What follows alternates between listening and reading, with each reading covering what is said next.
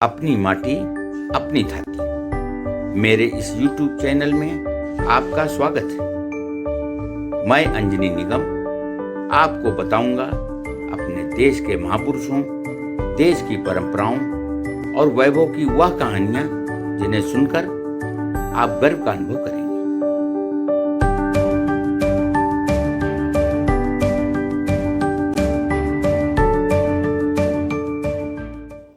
स्वतंत्रता संग्राम के इतिहास में कानपुर का नाम सदैव अग्रणी रहा है।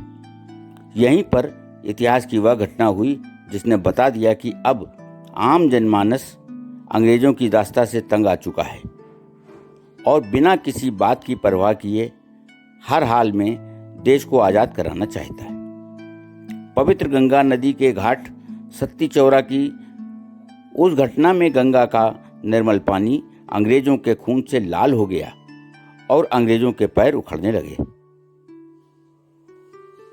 हम बात कर रहे हैं 1857 की क्रांति की, जिसमें क्रांतिकारियों से घबराए अंग्रेज रास्ता देने के बाद भी शहर से बाहर निकलने को तैयार नहीं थे।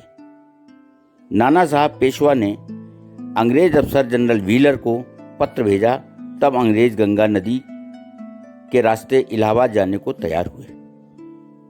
27 जून को जब अंग्रेज इलाहाबाद के लिए निकले तो गंगा नदी के तट सत्ती चौरा घाट पर एक बार फिर भिड़ंत हो गई और क्रांतिकारियों ने दोनों ओर के तटों से गोलियां चलाकर अंग्रेजों को मौत के घाट उतार दिया।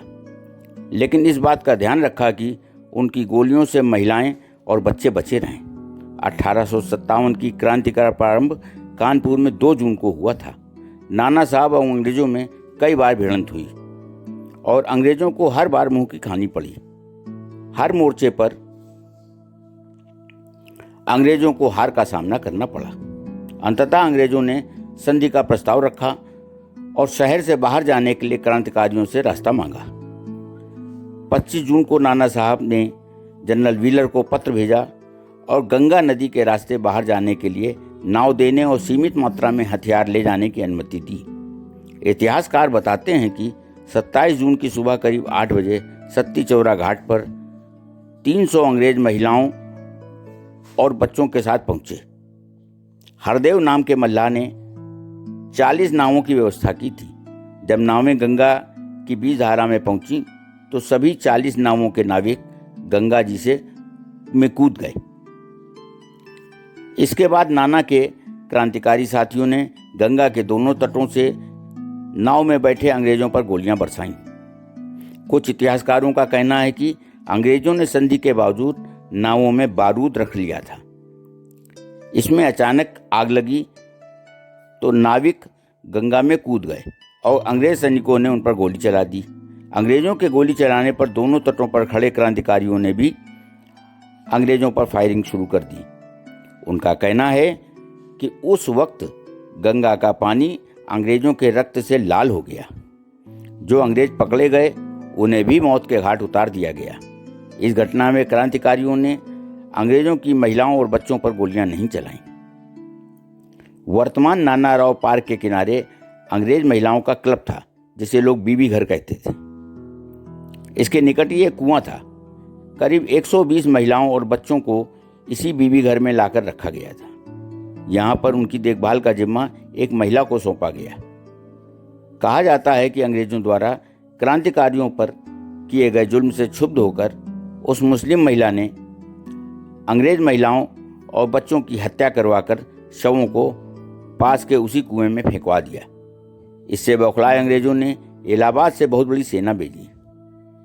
अंग्रेज अफसरों ने बहुत से क्रांतिकारियों को फांसी दी। इसके बाद ब्रिटिश सरकार ने सत्ती चौरा घाट का नाम बदलकर मेस्कर यानी नरसंहार घाट कर दिया।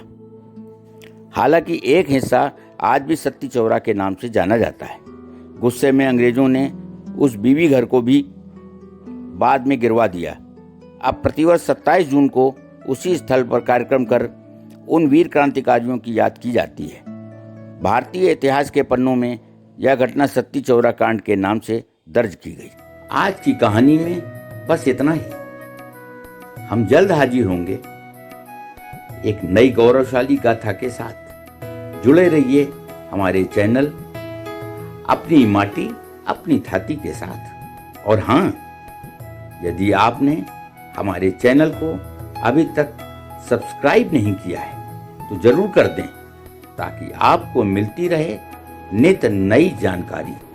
नमस्कार।